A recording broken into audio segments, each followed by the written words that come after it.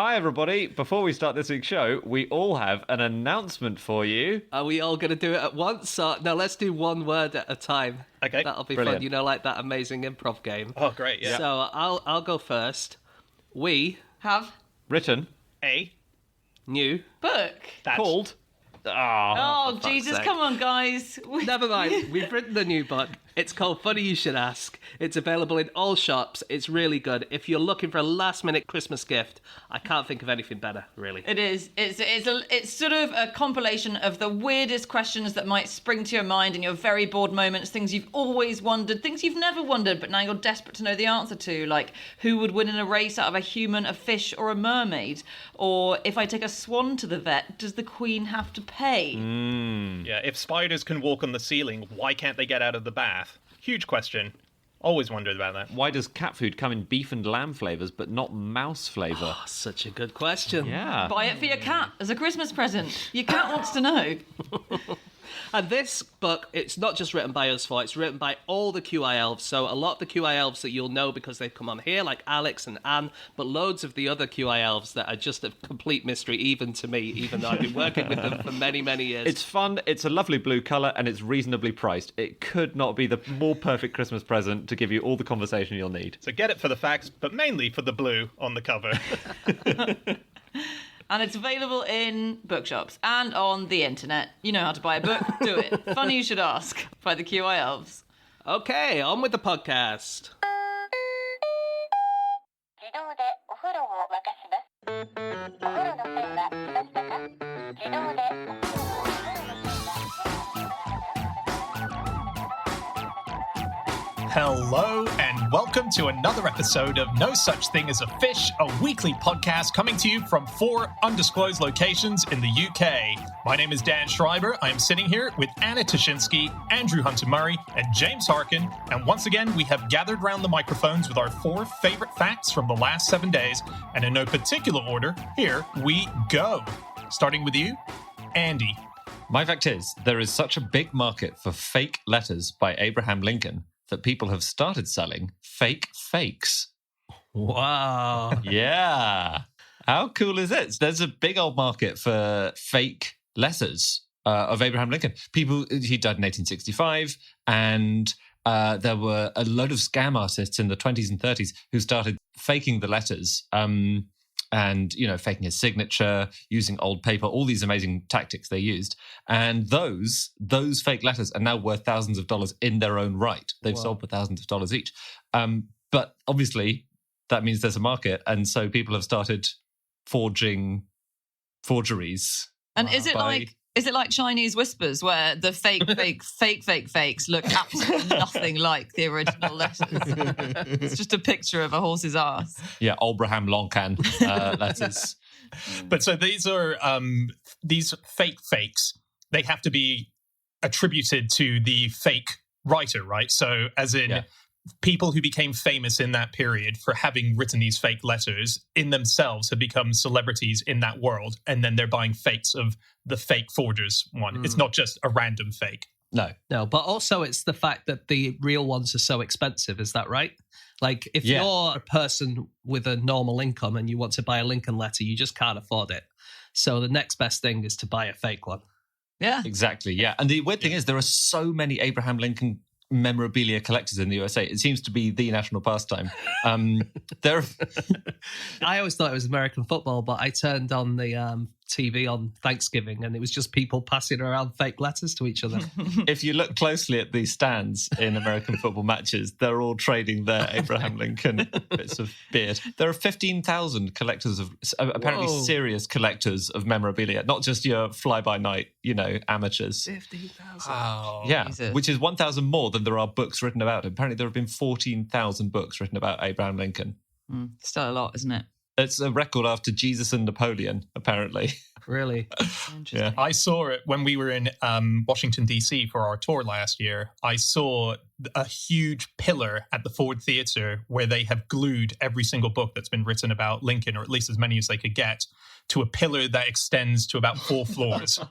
So we should say the most famous faker is Joseph Cozy, right? And is it mostly his that are being sold I think so. that are being forged. So Joseph Cozy was sort of the big Lincoln faker who was kind of an amazing guy. So he started out, he went to the Library of Congress. He was really into American history and stuff. And then he saw a pay warrant that was endorsed by Benjamin Franklin. So it had his signature on it. This is in 1929, and the pay warrant was from 1786. And he took it. And his argument when he was caught was that the Library of Congress belongs to the people and he's one of the people. So it's not actually stealing. Anyway. Oh, wow. That's a good argument. So he went to sell it to a dealer who told him it was fake. He knew it wasn't fake. So he basically devoted his life to making actual fakes to screw over these idiot dealers who couldn't tell the difference. Wow. I mean, that must have been pretty hard for him to go in and say, no, it's not fake. I stole it from the Library of... I mean, actually, I did buy it from a dodgy guy on the corner. It's so weird, this relationship he had with his arch enemy is a bit like, in superhero films, which I don't watch, I think the superhero often, as well as hating his arch enemy, has this weird grudging respect for him, and they'll have a chat at the end, where they're bonding. It's kind of like, that happens. Yeah. He had that with William Berquist, who was the investigator for the New York Public Library. And it was him who spotted in 1933 something dodgy was going on with the documents, set up this big sting operation, caught Cozy as he was trying to escape, getting away with forging stuff, and basically congratulated him, brought him down to the police station and said, "You're a genius." And Cozy immediately was like, "Oh, thanks. Well, you should see what I've done with this," and pulled some more forgeries out of his pocket. It's like, "Look at this." And Berquist was like, "Look, employ your talents better in future, please. Don't do it again. Off you go." And Cozy disappeared and immediately started forging loads and loads of stuff again. But they sort of hung out, as well as Berquist trying to stop these forgeries getting into the market and trying to suppress him. They also paid each other social calls sometimes. He would occasionally give Cozy a bit of money to help him on his way. Wow. It's very weird. Right. It's weird. Do you know how Cozy got started? He was in the army originally. Not originally. He joined the army as a young man, I guess. Not as a baby. Look, anyway, he got started. That's why they call it the infantry, isn't it? He got kicked out of the army for assaulting a cook in his company. Oh, no. I don't know why he assaulted the cook, but he forged a certificate of honourable discharge from the army because he was obviously dishonourably discharged. And so that was, I think, one of his first steps on the road to forging all this other stuff. Yes, but he signed it as Abraham Lincoln, which was a bit confusing.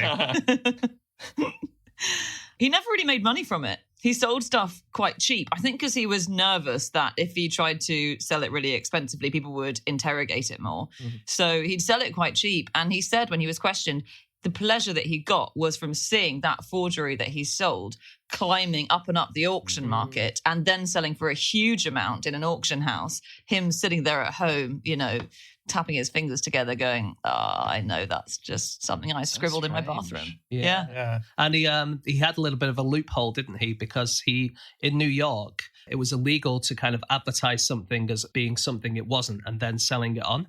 But if you went to someone and just said, "Oh, I found this scribbled signature. I don't know who it's by. I don't know what it's of. I know it says Abraham Lincoln, but I don't know who did it." Then and you sold it to them, then technically that wasn't a felony. So that's so clever. Yeah. Well, we don't know. He might.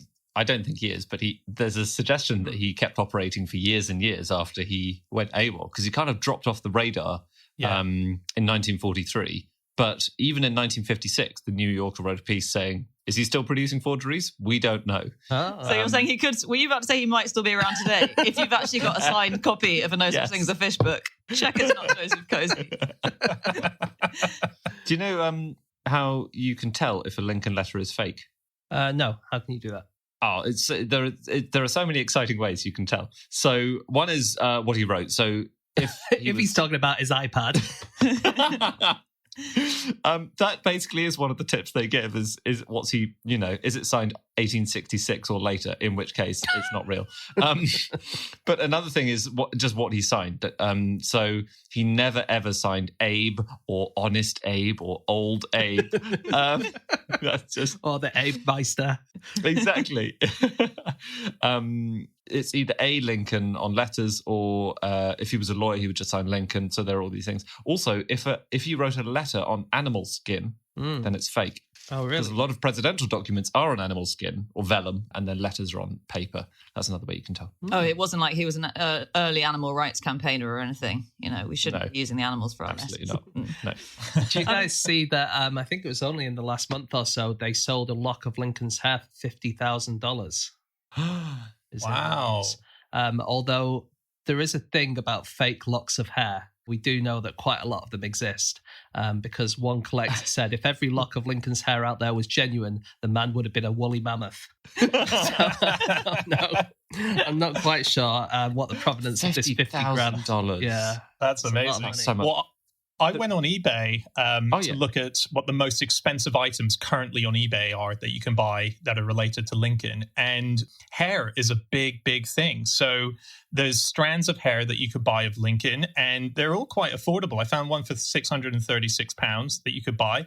I found an exciting... well, the more exciting one is the It's bundle for his that I son. found. It's for his baby son, all right? It's not for Dan. I'm more interested in this one for 1,500. You can get a bundle of Lincoln, Geronimo, Lord Nelson, and King George's hair for 1,500, which is exciting. It's And all then mixed up. splice them all together. And No, they're create a 4 super- separate cards. Oh, that's true. Yeah, you could have the ultimate wig, the ultimate historical wig. Yeah. I don't think this one's real, I have to say. The other things that this guy is selling is, Tiger King, Joe Exotic. Yeah. He's selling premium condoms of this guy's. So it's What a do you mean big... premium condoms of this guy's. Do you mean I know, because of I only thought he Joe did Exotic. the basic condoms. I'm a bit annoyed that I've been buying the wrong Joe Exotic condoms now. I don't know Tiger King, Joe Exotic, but I don't think I need to. Oh, Do I? okay. It was a big... Well, imagine a superhero movie where you've got one superhero who keeps tigers and another superhero who's a woman who also keeps tigers, and they kind of have a grudging respect for each other, apart from they don't really. Then that's pretty much where you are. Sounds amazing. Thanks. I'll watch it after. Yeah, it's huge. Just on Lincoln letters, did you know Yeah. that whenever he wrote a letter that was a bit angry or telling someone off or disagreeing with someone, as soon as he'd written it, he put it in a locked drawer overnight? The equivalent of not sending your email until the next morning. That's clever. That's smart. Yeah. it's a really good idea? Yeah, it's good. Yeah. You should smart. do that more often, Andy. All right. I stand by everything I said in that letter to you, Anna. I mean, Andy goes to bed at 9:30 every night. It's know. not like... And those 9:15 drunken emails from him, though, they're too much. Did you guys know that Abraham Lincoln's hair went to the inauguration of Teddy Roosevelt? I didn't know that. No. No. Yeah, so he was handed a ring by John Hay, who was the Secretary of State for Roosevelt, but he was also Lincoln's personal secretary between 1861 and 65. And he had a strand of Lincoln's hair and he put it into a ring. And the ring was worn by Teddy Roosevelt on the day that he was inaugurated in 1905 as president. Yeah, so Lincoln was there. Do they do that kind of something old, something new, something borrowed, something That's blue? right. Do they? Something Except Lincoln for- related. For the next inauguration, it's going to be Donald Trump's hair that's going to be worn. And the something old is the actual president. Yeah. Something orange. Speaking of Donald Trump, at time of recording, he still hasn't left the White House, and I'm assuming he probably won't have done We that. can put this out anytime now. Anytime. Do you know someone else who refused to leave the White House was Mary Todd Lincoln? Really? Yeah. So when Abraham Lincoln died, obviously it was, extremely distressing for her. She was inconsolable. She locked herself into the White House, and Andrew Johnson couldn't move in. And so Andrew Johnson became president on April the 15th, and he couldn't move into the White House until May the 26th. No. Because Mary crazy. Todd Lincoln just refused to leave. You can buy her opera glasses. Oh, yeah. You can't buy them. There's one.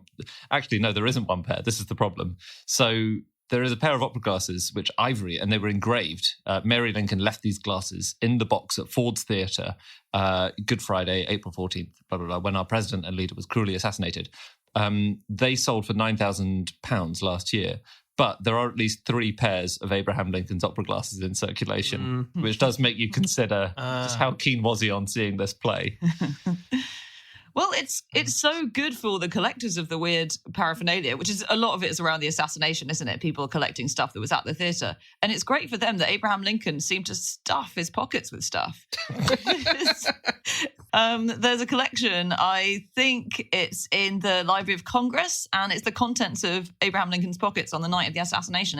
It's just full. I don't know how big pockets were in those days, but that was 2 pairs of glasses. I guess you lose one while you're sitting there watching the opera. You got a second. Sure. One of them was mended with string, I guess, because such a humble guy, such a kind of Jeremy Corbyn style leader, having glasses more like taped Jack together. Duckworth, I think. Jack Duckworth. Sorry, that's a coronation. It's a superhero. It's a superhero. You don't know. I know. He becomes Duckman. Times of great stress. He was carrying a pocket knife, which I think is so painful because he could have whipped that out and defended himself had he not been shot in the back of the head. He would have literally been bringing a knife to a gunfight.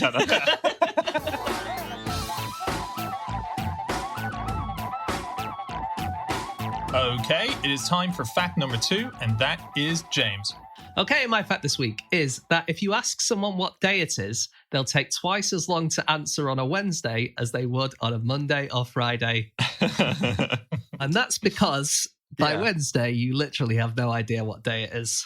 Does this data take into account everyone working at home and having no idea at all? We might come to that later. Oh, okay. But let me quickly explain this study very quickly. So this is a 2015 study by David A. Ellis, Richard Wiseman, and Rob Jenkins. And they asked people, what day is it? As the first thing they asked. And they timed how long it took people to respond. And most of the differences were not really significant statistically, but they did find a statistical difference between Monday and Wednesday, which was it took just over half a second for people to say, well, it's Monday, obviously. And it took about a second and a half, just under, for people to go, it's Wednesday. And the same was between Wednesday and Friday. But none of the other comparisons were kind of significant. And they reckon that it's because Monday's a really depressing day because the week's starting. Friday's the exciting day because it's the new Monday. And then in the middle, they all kind of come together. And that's what they think. Friday's really exciting because I get to go to bed at 10 o'clock on Friday. And that is, I said a lot later. James, when they did the survey, when they were asking people, did they kind of dress up the actual survey as just a bit of form filling in before the experiment began? So they said, all right, let's just get you logged in. So what day is it? And then timed them. You're smashing it. You would be a brilliant scientist. Yeah, that's what they did. They didn't tell people what the study was about. And they said, okay, first of all, what day do you think it is? That's so funny. But then, did they ask them to leave straight away? Because you'd really think you'd absolutely failed that initial question. Get out. Yeah. Okay, you can go. The whole rest of the day, you'd be going, fuck, is it Thursday? Is it Tuesday? Yeah. But you'd kind of know it, though, because if you had to go in for a survey, I'd be in the preceding week going, oh, God, I've got to remember I've got that survey on Wednesday. What are you doing on Wednesday? I've got to go and do this survey. It would be at the forefront of my mind. That's a really good point. I'm not sure in the study if they thought about that, where actually the fact that they're doing the study affects the result. I suppose it does in a way, like you say. Yeah. So the difference might be even greater. The difference. Would have thought. Yeah, could be. But during lockdown, there was a study done in America. This was by the Southwest News Service. And they asked people what day it was. And 59% of people said they were unsure what day it was. And that was this year. Most people didn't know what month it was this year. I'm not sure how scientific that one was. And there was another study with a different set of people which says, what days it feel like? And they found that usually people kind of got it right, but mismatches were 52.2% during a bank holiday. So more than half of people in a bank holiday week will not be quite sure or will think it feels like a different day than it actually feels like, which I think is right. I agree with that. Yeah. I definitely have that, yeah. Yeah. People, it's because, and they've theorized that it's because certain days have stronger identities than others, don't they? That's what they say, which is really sad for some of the real personalityless days in the middle of the week. But I think in the follow-up study, which was also David Ellis and co, they asked people for the words they associate most with certain days. And it's very predictable. It's Monday is words like boredom, tiredness, and rubbish. Friday is fun, friends, party, and bacon, apparently. One of them is words. I mean, is there a big tradition of Bacon Fridays I don't know about? I think there is. I was going to say in my family, because I grew up in a Catholic family, we weren't allowed meat, or we weren't supposed to have meat on Fridays. I mean, we weren't Maybe that's strict. why you're thinking about it so much, though. Yes. I could really do with a bacon sarnie. Yeah. I think maybe, this is anecdote now, not data, but I definitely would allow myself to have a bacon sandwich on a Friday, which is a bit Really? less healthy than obviously the grains and vegetables I normally consume. Such a insight into your unbelievably weird mind, Andy. Friday's a huge day for you, isn't it, Andy? Bacon sandwich in the morning, 10 p.m. bedtime. My God, you're off the chain. You'd probably go to bed early on a Thursday thinking, well, I'm really looking forward to getting up the next morning like kids on Christmas Eve. I want to maximize the Friday awakeness, yeah. Actually, this is a thing where people are more concerned with their health on a Monday than any other day of the week. So just if you look at Google searches, people search for health-related things, how to stop smoking or starting a diet or making a doctor's appointment. They do that 80% more on a Monday than on a Saturday. Wow. No one on a Saturday is searching how to give up smoking. We've all got our bacon hangover that we're trying to get over that. There are certain countries and cultures that make it a lot easier for you to remember what day it is. So in Thailand, they used to do a thing where they would dress in the color of the day. So every day is assigned a color. Sunday red, Monday yellow, Tuesday pink, Wednesday green, Thursday orange, Friday blue, Saturday purple. And those colors were all to do with Hindu astrological influences, and the color was given to each one of them. So you would go out of your house and you would wear, if it was a Monday, yellow. That would be the color. So everyone would be wearing yellow on a Monday. This is a while ago. So, and it might be that you would have a statement piece on you that was yellow just to represent it. And nowadays, because everyone knows their own color because they're born on one of those days, they have a personal color that becomes their color. So more often than not, you'll see that as a prominent color on someone in Thailand. And you can go, oh, you were born on a Wednesday or so on. That's amazing. But then if it's a bank holiday, do you turn up on the green day wearing something blue and everyone's like... Oh. So embarrassing. It's like like turning up to non-uniform day, forgetting that it's happened and wearing your uniform, isn't it? Oh, God, it's the stuff of nightmares. I know what our colours are for all four of us here. Oh, yeah. Of what day we were born on. Oh. So, Anna, you're blue. You were born on a Friday. Was I now? Yeah. Was I? James, you were blue. Hey. You were born on a Friday. Hey, we're blue twins. Yeah. Hey. And I am a blue. Hey, we're blue triplets. Nice one. Oh, this is so nice and cozy, and we're all friends, and we're all the same colour. We're all meant to. It's like we've been chosen by the universe to come What day was I together. born? Dan? You're purple. You're a Saturday. You're the You unfortunately have to go. But we are now auditioning for someone to join the podcast who was born on a Friday. So if that's you, get in touch. Do you know someone whose middle name is Friday? Ooh. Is it someone really famous? I think that. No, I do, but only because of research. But let's pretend I don't. Yeah. It's a fictional character. It's not. I know the horse in that riddle's first name is Friday. But that's different, isn't it? He rode in on a Friday. Yeah. It's not Man Friday, is it? Man From Friday. So he'd be called Friday. Friday was his middle name. But it's someone whose first name is a day of the week. So Wednesday Addams. Wednesday Addams. So her middle name is Friday. And the reason that she's called Wednesday, I mean, I know Dan knows. Anyone know why she's called Wednesday? It's because Wednesday's child is full of woe. According to that rhyme. And so she was like the sad child. She was miserable. Yeah. In Ghana, you are named after the day of the week you're born on. Okay. So boys are named Kwadwo, Komla, Kwaku, your Kofi, Kwame, Kwazi after the days of the week, and girls there are female equivalents too: Adzoa, Abena, Aqua, Ya, Efwe, Ama, and Akosua. And you get that name when you're born, and then you get another name a bit later on, but you keep your day name, and it becomes your middle name. So you can tell from a birth certificate in Ghana what day. Did you say Kofi? Is Kofi Annan one of those? Must be. Yeah, I guess Kofi is one of the names. Nice. That's the fifth in the list. Yeah. You just said, Andy, that you could know from a birth certificate what day the person was born. I have myself saying it down. I am aware of that. I was hoping I'd slip that one past you. Typical purple comment, Andy. Oh no. I looked a bit into Wednesday specifically because it's this underappreciated day. And I like the sort of stuff about the word Wednesday. It's basically the wrong word. So I've decided we should rename Wednesday. It's named after Odin, who was called Woden, who is the early Norse god. And it was named that because it was thought to be a parallel to Mercury, which is so Mercredi and all those Romance languages, Wednesday is named after Mercury, the god. But I've recently been listening to the excellent audiobook on Norse gods by Neil Gaiman.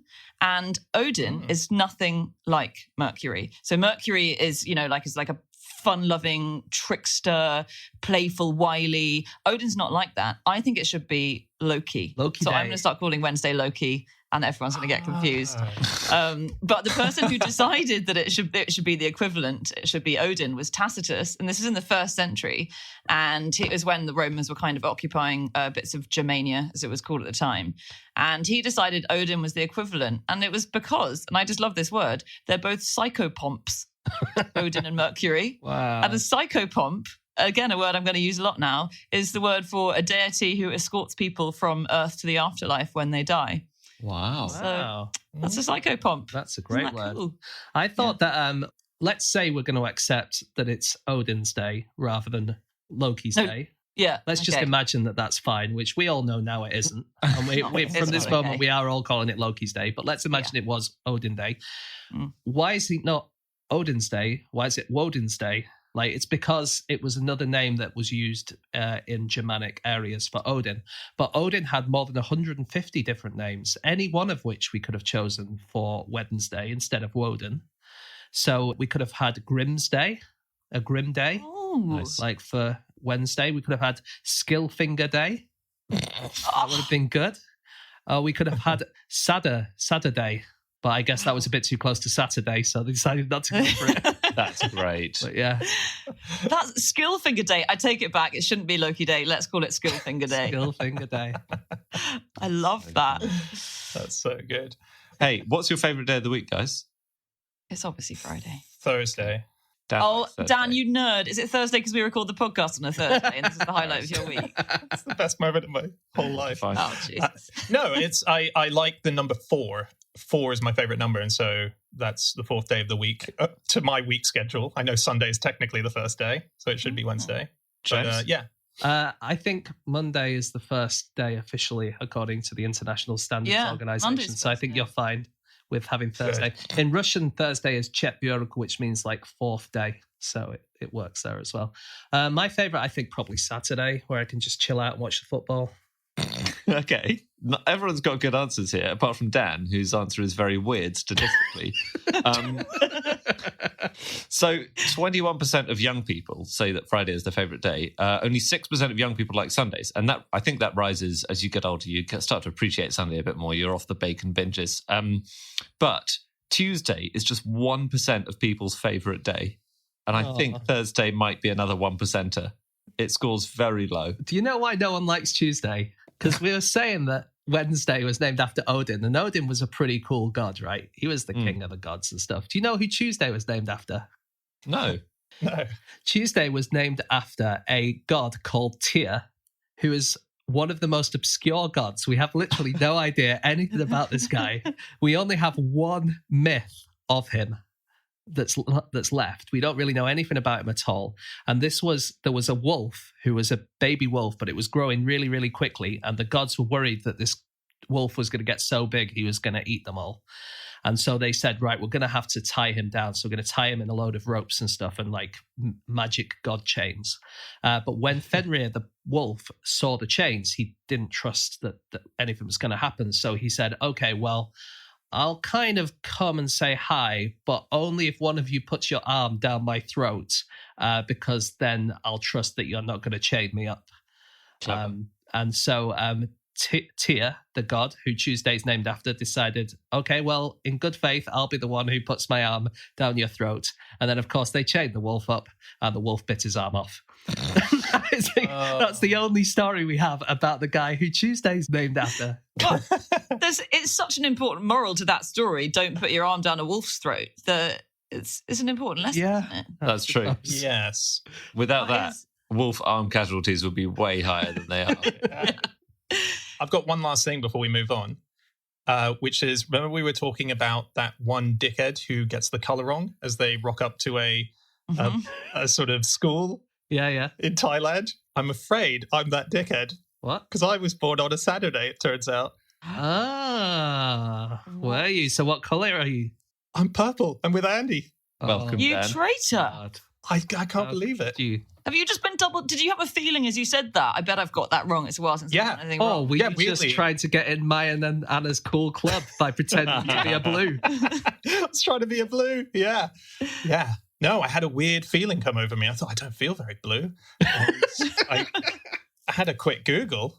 It turns out it's so in line with my facts of this Can I podcast. ask, Dan, is this a situation where your whole life you thought you were born on a Friday and you've only just realised? Or was it a fact that you thought, I know what day I was born, I'm going to Google it, and you just got the wrong answer on Google? Or which one? I got the wrong answer on Google, yeah. I double-checked it on a different site just as we were talking because it just felt wrong. And I had a memory of Saturday. I remember seeing the newspaper as I came out.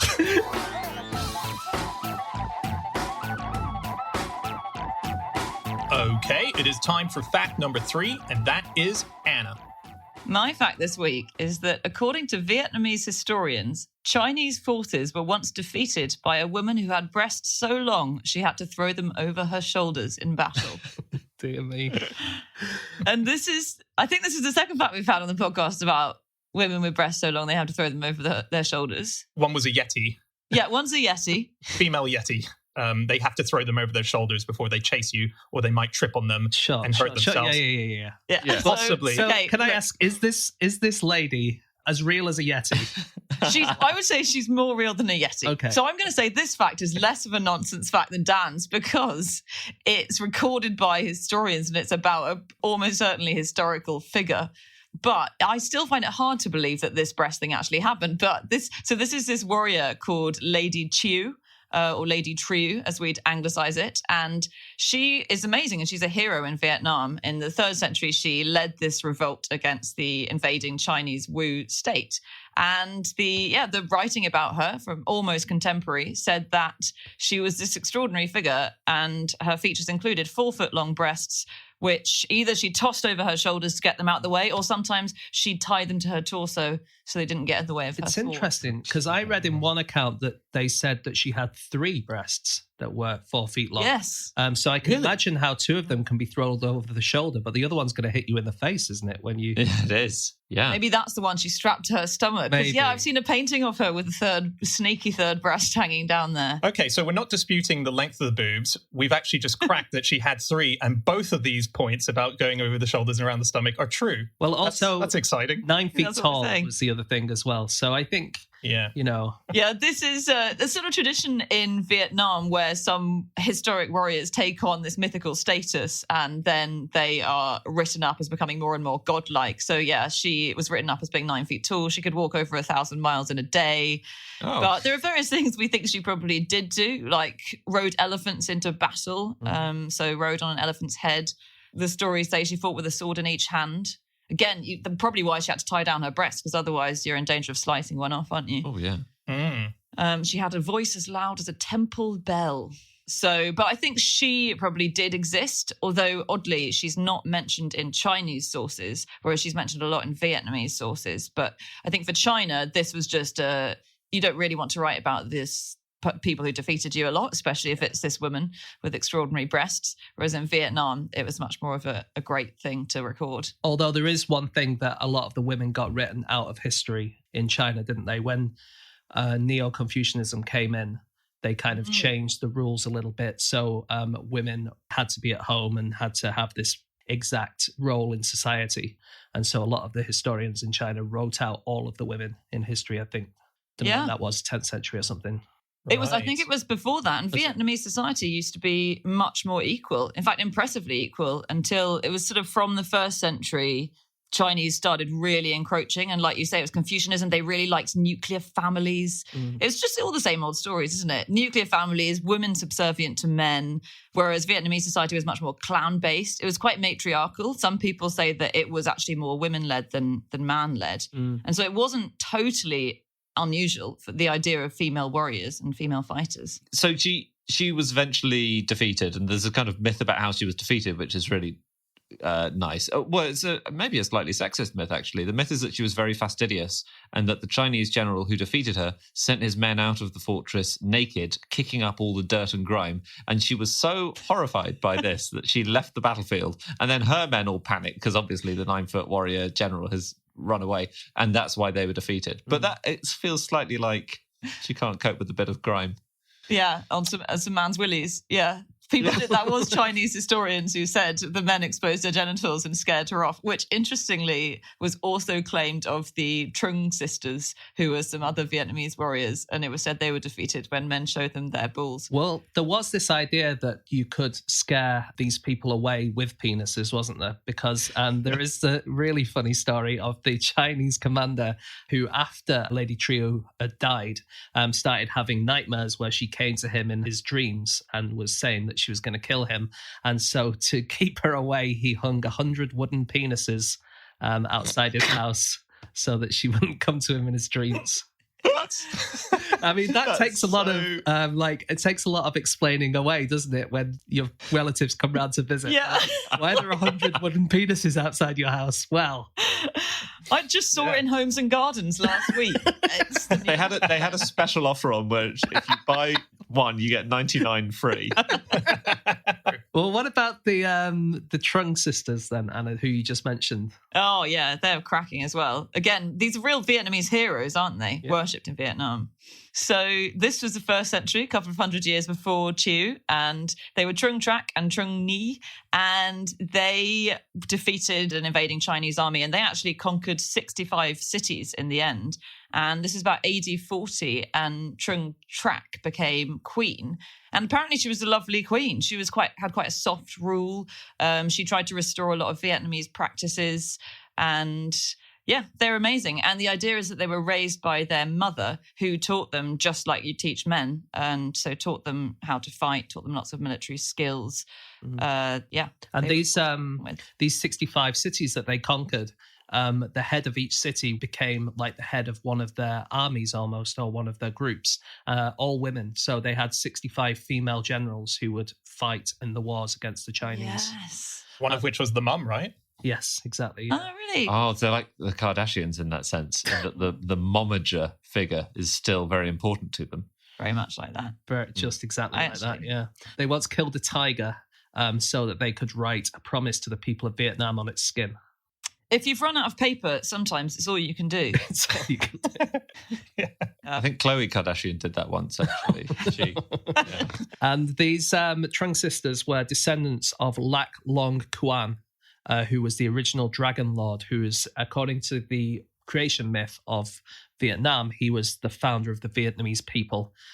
He married an immortal fairy called Ao Cor, and they got married, and she laid 100 eggs who gave birth to the 100 noble families of Vietnam, and they became the elite of the Vietnamese society.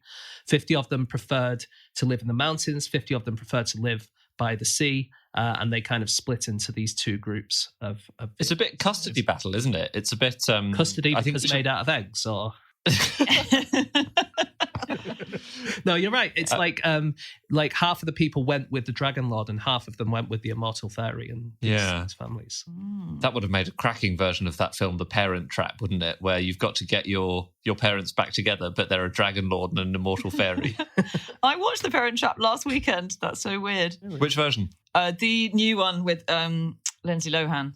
Sorry, Heathen. Now, you say new. That's pretty old. When I said that Moulin Rouge was a recent film, I got the crap kicked out of me on this podcast. It's comparatively new. New compared to the old one. I said that Moulin Rouge was recent compared with the history of film, and it didn't cut any ice with anybody.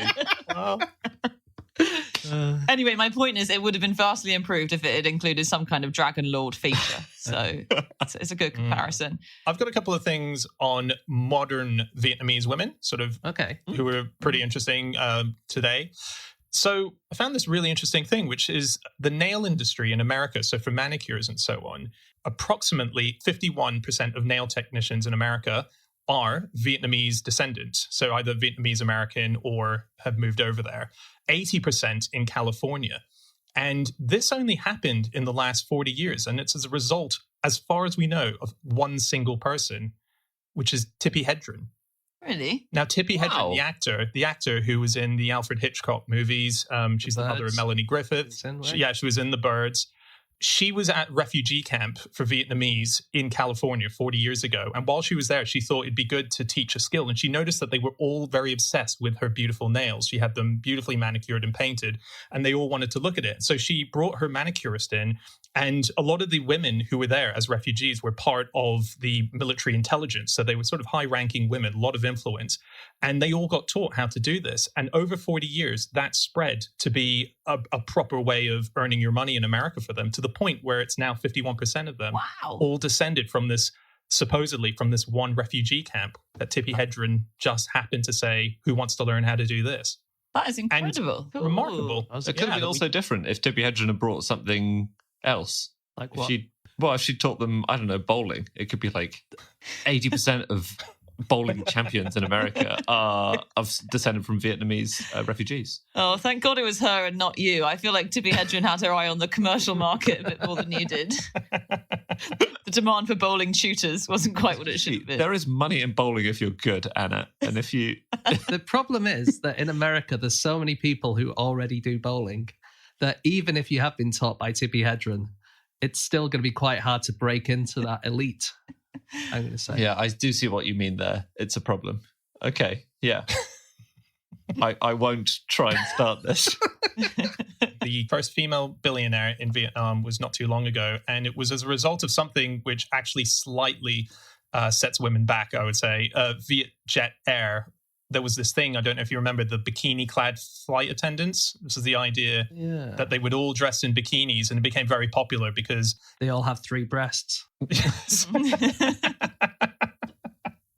Wait, so she made her money off that airline? Yeah, she made it go public, and when it went public, it turned her into a billionaire, and she's the first ever billionaire from Vietnam. See, I'm in two minds about that. Because I like women, but I hate billionaires. It's difficult. That is tough.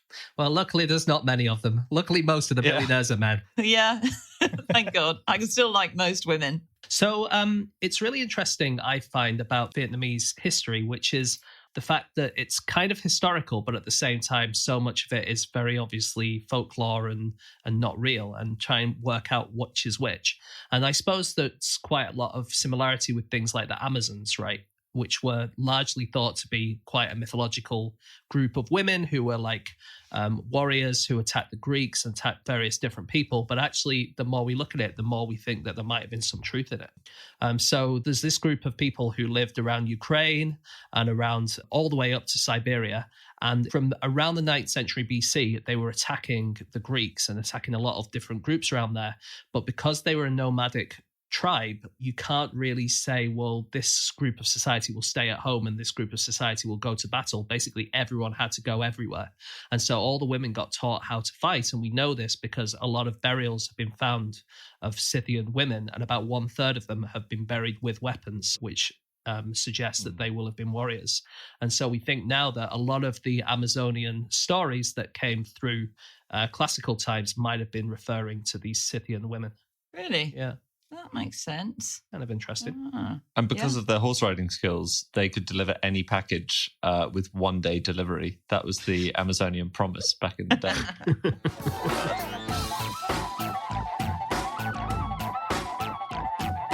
Okay, it is time for our final fact of the show, and that is my fact. My fact this week is that one of the few incredibly rare times a giant squid has been seen attacking an ocean vessel, which was an image made famous by Jules Verne, was in 2003 when a boat was attacked while competing in the Jules Verne Trophy race. Amazing. What Incredible coincidence. So this was, I should say that this was reported by the captain of this ship taking part in this race, Olivier de Cassalson. And he is a captain who's had over 40 years of experience in the ocean. And he was taking his boat on this trip when suddenly it kind of ground to a halt. He was thinking, what the hell is going on? And he saw through the porthole this giant squid, which was attached to it. And he's never seen anything like this in his life. He quickly radioed it in, saying, we've got a giant squid that's attached to the boat. They brought it to a complete halt, so they stopped it completely, and it sort of just disattached itself and went off, and that's the last that we saw of it. So we don't have a photo. We don't have anything that can sort of completely verify other than his experience as a sailor and as a good sailor as well. So the Jules Verne trophy is to try and beat the record of going around the world, isn't it? Did he beat the record, do you know? Or... So the way the Jules Verne trophy works is you hand over the trophy to someone who beats the record. Weirdly, there's a world record which is separate to the Jules Verne, so you have to specifically pay up to this membership group. So he did not win it that year in 2003, but he did win it in 2004. So what I'm thinking, Dan, is in 2003, he's sailing around the world. He hasn't beaten the record, and when he comes back, he says, well, it's because I got attacked by a giant squid. And they say, do you have any photos of it? And he goes, no, I don't have any photos, but I got attacked by a giant squid, then that's why I didn't win the race. And I'm not saying that he's lying. I'm just saying I agree. that I'd like some evidence. I agree, and I would love to see some 3-foot boobs. But, you know, we can't all have what we want. Hey, no, that's absolutely true. It's not the first thing you do. If the first thing you do when you're being attacked by a giant squid is take a photo of it, then you're one of those irritating millennial types who's always got your iPhone on you. And actually, there are bigger fish to fry, like getting it off your boat. I'm with this guy. you know the Jules Verne trophy that you mentioned, Dan? Yeah. It floats, but it doesn't float just in water. It floats in air. What? This is so cool. The Jules Verne trophy is a metal sculpture of a ship's hull, right? And it's quite long. It looks like it's about 6 or 8 feet long. And at the ceremony where you hand it over, because you have to hand it over to the next people to win it, everyone puts on gloves and you take it out of its case where it is floating on top of a magnetic field. You hand it to the guys who've won it and they put it back in this huge glass case in a magnetic field. So it just hovers there in midair and then they put it away again. That's quite cool. It's a floating trophy. Isn't that awesome? Why does it? Because of the magnetic field. Yeah, but just because it's cool, right? That's the idea. Yeah, because it's cool. Yeah. Great. That's Jules Verne. He's a science fiction writer. Well, it's a here's cool the thing. science fiction thing. Jules Verne, the reason that this is named after him is because it's around the world in 80 days, right? Which is what he wrote. Can you name any kind of transport that Phileas Fogg used in Around the World in 80 days? Balloon, hot air balloon. Hot air balloon. Amazingly not, right? In the book, he doesn't go in a hot air balloon at any stage. It's so weird. It's if you look at in all the Disney films, he's always in a hot air balloon. And if you look at like lots of the books with an illustration on the front, there's always a hot air balloon in it or on the posters so or whatever. funny. But no, he just goes by train and by boat. I mean, it would be a much more boring Disney film, wouldn't it? Just a guy getting trains around. Yeah. It's a commute. It's a film. That's a Michael Portillo documentary, not the most thrilling novel of the 19th century. That is fascinating. Yeah. I think the first thing he wrote was about a balloon, wasn't it? It was a short story about called something like Adventures in a Balloon. And I feel like people must have conflated those, conflated and inflated that balloon. God. You don't inflate a balloon, one of those hot air balloons, do you? Don't you? You sort Yeah, of do. that Ground. wasn't the main problem with that joke, I have to say. The technical issue. You're right. It had it. Jules Verne had an amazing life, didn't he? Yeah. I love the fact, as a boy, his uncle was the mayor of Brains. Really? Yeah. I'm not sure I'm pronouncing the French town of Brains correctly. Oh, really? So How's it spelled? It's spelled Brains. He was mates with Alexandre Dumas, amongst other people, who was this great inspiration for him. And actually, kind of sadly, Dumas' son once wrote to Jules Verne saying that he considered Verne the true son of Dumas over himself, which shows a real lack of self-confidence. What did he write? He wrote Musketeers? Was that? Yeah, and Monte Cristo. Yes. Sorry, Yeah. Andy, for your pronunciation in French, you might know him as Alexander Dumas. Do you guys know how Jules Verne and Dumas first met? Apparently. In a hot air balloon? No. Nice. It's almost as cool. This is actually something that was sent in by a listener called Elise Kramer, and it's from a 1954 article about a party that Verne was at, where he was kind of bored and he was a bit of a rogue, and I think he was referred to as witty and impudent in the article. And so he decided to leave, and he left by sliding down the banister. Slid down the banister, smashed straight into someone at the bottom, like smashed into his torso. So stood up, didn't know what to say, said the first thing that came to his head, said, "Have you had dinner?" Quite an odd thing to say to a stranger. And the man replied he'd had an omelette, at which Verne said no one could make an omelette as well as he could. And so this guy was like, "All right, you make such a good omelette. Make me an omelette. I'll come round for dinner next Wednesday." And he gave him... Is this story? It's a true story. This guy handed over his business card, and it was Alexandre Dumas. This sounds like, if you and your partner met on Tinder or something, and you're like, well, we're going to have to come up with a story whenever anyone asks us how we met. I'll say that I made an omelette. You say you were coming down the banister. Yeah. Omelette was the original eggplant emoji, I think. Seems there was a sexual thing going on there. So the thing about Jules Verne is, in Britain, I would say we kind of see him as more of a kid's author, right? Because I certainly read a lot of his stuff when I was a teenager or younger still. And the reason is because he had really bad translations into English. So in France and in Russia and in lots of different countries, he's seen as quite a serious author. But in Britain, he's more of a kid's author. And these translations were just bad. And the thing about his translations I find really interesting is that the British ones were then translated into Japanese.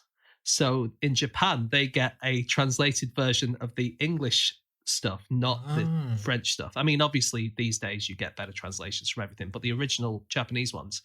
And then in China, they translated the Japanese ones, which had been translated from English, which had been translated from French. So you get this weird sort of Chinese whispers things going on. But also in Chinese kind of oral tradition, as a storyteller, you would kind of add your own little footnotes and stuff like that, right? And so the original French, one section of what I think I've not written down what book it is, but I think it's Around the World in 80 Days. And really apologies for my French here, but it says something like, "Pendant la guerre fédérale des États-Unis, un nouveau club très influent s'établit dans la ville de Baltimore en plein Maryland." So it says, after the Civil War, a new club that was very influential was established in Baltimore, which is in Maryland. And the Chinese version becomes, "Anyone who has studied world geography and history knows of a place called America. As for the American War of Independence," not the Civil War, by the way, "even children know that it was an earth-shattering event, a deed that ought to be recalled often and never forgotten. Now, among all those states that participated in the war, one of them was called Maryland, whose capital, Baltimore, not the capital, was a famous city teeming with crowds and packed with the traffic of horses and carriages. In this city was a club, magnificent in appearance, and as soon as you saw the high-flying American flag flapping in the wind in front, you naturally felt a sense of awe." That's amazing. Amazing translation of that one sentence. It's so good. As someone who doesn't want to be a translator, they want to be an author. They're stuck with translation. Yeah. And Or someone who's being paid by the word. And the only thing people are going to write in about is the reference to Maryland as opposed to Maryland. Oh, Maryland, yeah. Oh, God. I'll be furious, James. Pronouncing donation. things. Not so easy now, is it? There was a guy who claimed to be the real Phileas Fogg, who was called George Francis Train. We've mentioned him once before, actually, I think. So he went around the world in 1870, and then the book was published in about 1873, give or take. But he had already travelled around the world supposedly in 80 days. Yes, so he was 80 days travelling, but he stopped off in Paris for 2 months, during which time he was arrested and sent to prison for 2 weeks. And I think it might have been Dumas who got him out of prison, actually. But he was basically, it wasn't really an 80-day full trip. Right. But the first person who did it in under 80 days, I think, was Nellie Bly, who did it in 1890, right? And she did it in 72, didn't she? 72, yeah, that's right. And released the book Around the World in 72 Days. Very unimaginative. I think you could sue her for that. But she also, she pit stopped and said hi to Jules Verne along the way. How meta is that? Cool. She. Yeah. That is weird. It's like your book's coming to life in front of your very eyes. So she was a journalist, right? And she was working for, was it the New York World? It was for Pulitzer anyway. Yeah. So she was working for Pulitzer, and she said, I want to go around the world in 80 days and I want to write my story about it. She was an investigative journalist, and the newspaper had a Nellie Bly guessing match where people could guess exactly how long it would take her to get around the world by the minute. And if you got the closest, then you'd win a prize. And she traveled by ship, train, and donkey. The three things that she used. Right. Feels like the ship and the train probably did most of the legwork. When she met Verne in Paris, he said, I'm so impressed by you. If you manage to do this in 79 days, I'll applaud with both hands. Does make you question what the alternative way of applauding is. Yeah, she was cool. They didn't want to send her around at first, I don't think. So she had this idea and she insisted on being sent around the world. And first, the editor of the New York World said, no, a woman can't do this, I'm afraid. And she said, very well, start the man and I'll start the same day for some other newspaper and beat him. Wow. And so then they caved. And she sort of brought one outfit, a few changes of underwear. But she had a rival, didn't she? This woman called Elizabeth Bisland, who was sent round by Cosmo. And it was the sort of classy alternative to Nellie Bly, who was racing her, basically. But Nellie didn't know to begin with, right? So she was engaged in a race she wasn't aware of. And then when she found out, she just didn't care. She was like, I'm not doing this for a race. Oh, really? Yeah, what? Yeah. She claimed she didn't care, but she sprinted away when she was told. I'd rather see, if they're going to remake Around the World in 80 Days for the 1 billionth time or whatever for Disney, then I would much rather see the Nellie Bly versus this woman from Cosmo trying to race around the world in 80 days rather than some Phileas Fogg character. It's not great spectator, I guess, because the race is very much two quite separate people. You just have to keep cutting between them. She said apparently the moment when she found out was in Hong Kong. And so Nellie Bly arrived in Hong Kong and Elizabeth Bisland was beating her at the time. And in fact, I think was beating her until she got back to Britain, where she was told she'd missed her boat, which was actually a lie. She hadn't missed her boat. No one knows if that was a trick. But when Nellie Bly got to Hong Kong, a guy who met her there said, "Oh, are you the one that's racing that other person?" And Nellie said, "Yeah, I'm in a race. I'm in a race with time." And the guy said, "I don't think that was her name." Wow. Thus, she discovered. It is a good premise for a film because one of them's working for Cosmo and is all kind of high powered and doing it in high heels and all scrubbed up, and the other one's Nellie Bly, who's sort of a street urchin vibe to her. That's what I was saying. It's amazing. And then it's a bit like Race Around the World, where you make them have to stop in London and meet each and stay in the same hotel and talk about, Okay, fine. And they become friends along the way. Working up. Amazing. Yeah, they become friends. But they become enemies, but they respect each other like superheroes and super enemies. Like forgers and their chasers. Okay. Another part of Nellie Bly's life, which would have been a good movie, is when she exposed all the insane asylums in America because she pretended to be insane and got herself committed to an asylum on Blackwell's Island in New York. And it was basically an expose of how badly treated these sick people were.